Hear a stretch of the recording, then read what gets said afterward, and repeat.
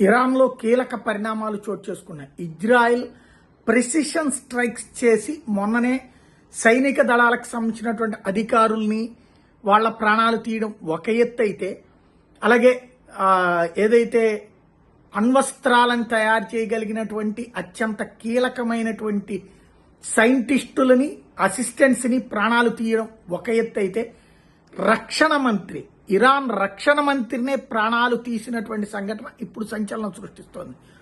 ఓ పక్కన air strikes, ఓ పక్కన direct strikes, drone strikes, ఓ పక్కన అణ్వస్త్ర స్థావరాల ధ్వంసం, అట్లాగే ఆయిల్ నిల్వల ధ్వంసం. దీంతో పాటుగా ఇంకొక పక్కన కొమైనీ కోసం వేట సాగుతోంది. కొమైనీ బయటకు వచ్చే ధైర్యం కూడా చేయట్లేదు. ఇజ్రాయెల్ ప్రధానమంత్రి ధైర్యంగా రోడ్డు మీద తిరుగుతున్నాడు, కానీ ఇరాన్ ఏం చేయలేకపోతుంది. కానీ ఇరాన్ సుప్రీమో బయటికి రావడానికి భయపడుతున్నారు.